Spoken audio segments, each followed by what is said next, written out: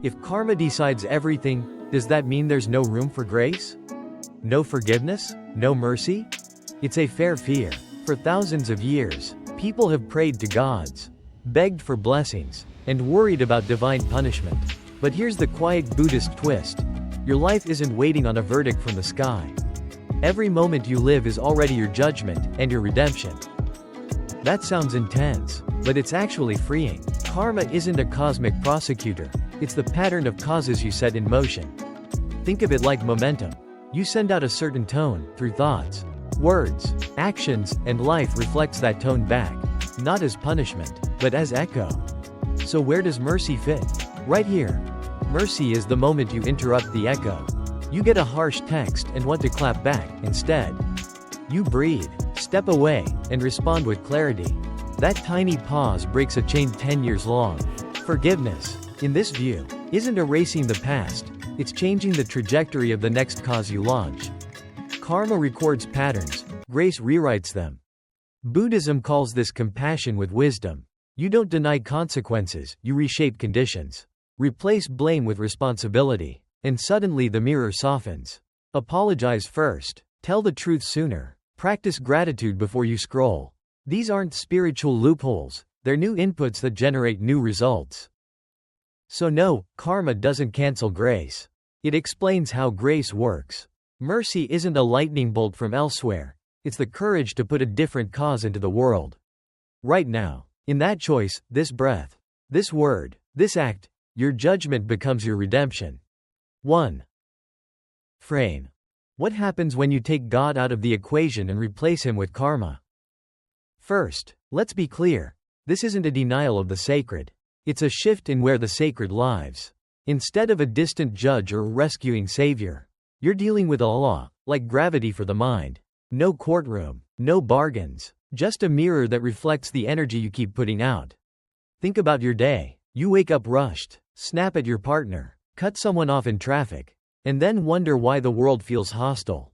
That edge you feel? It isn't punishment from above, it's feedback from within. Karma says, the tone you set becomes the story you live. Your thoughts become micro-choices. Your choices stack into habits. Your habits shape your character, and your character writes your fate. Seen this way, karma isn't fatalism, it's radical responsibility. No waiting for a thunderbolt of grace to cancel the bill.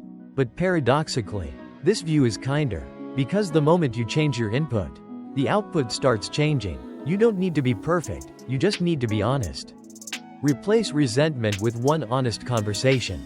Trade envy for a small daily practice of gratitude. Watch how the mirror softens. Marcus Aurelius called this the color of your thoughts. Modern psychology calls it reinforcement loops. Buddhism calls it karma. Different language, same physics. What you rehearse, you become. So if there's no judge and no savior, where does mercy live? In clarity, in the choice you make right now. Not as punishment, but as the pure mathematics of consciousness. Input, process, result. And once you see that, your life stops being a plea for rescue, and becomes a practice of freedom. 2. Turn. Most people think karma is cosmic justice, do good. Get good, do bad. Get bad, that's tidy. But it's only the surface. Karma isn't a judge with a gavel, it's a teacher with a mirror. It doesn't punish, it reveals. It doesn't take sides, it balances.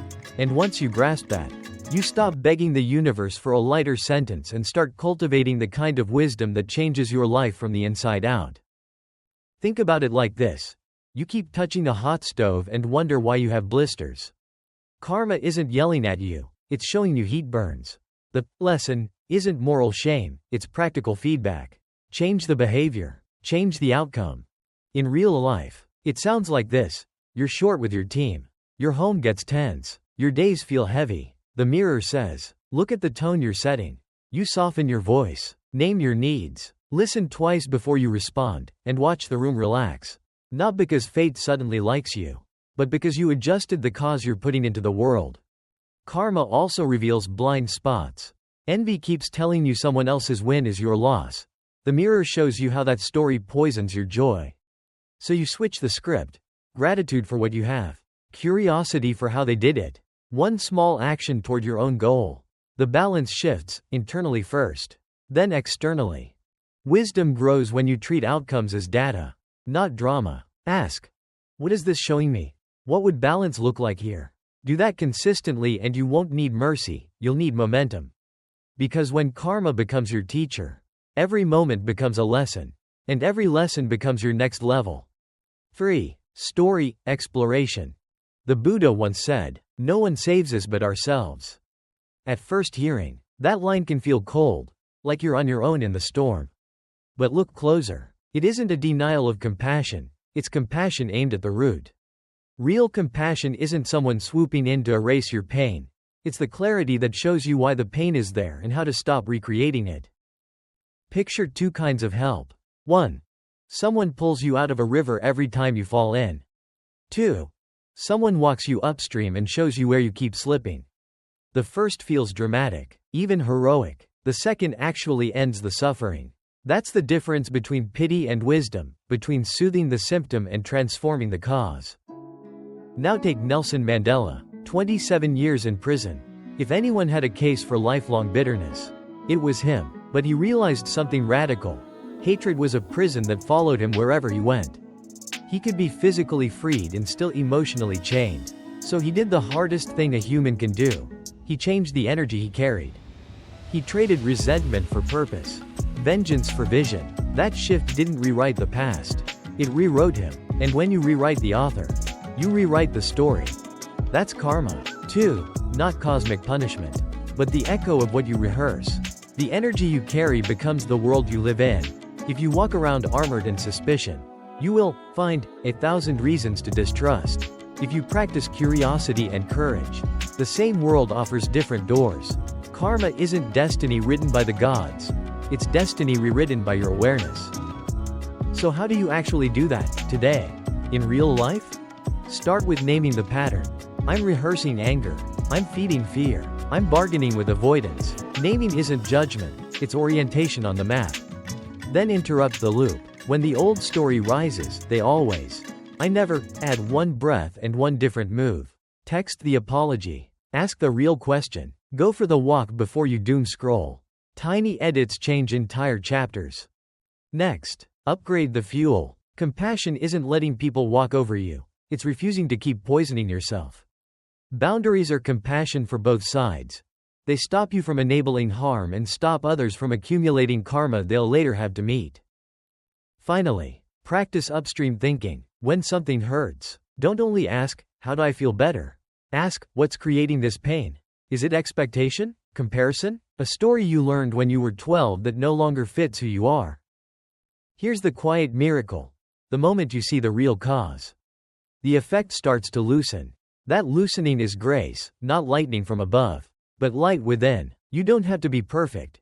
You just have to be awake enough to choose one cleaner cause than the one before. Mandela's cell had iron bars. Ours are made of habits, reactions, and unexamined beliefs. The key isn't out there. It's the awareness in here.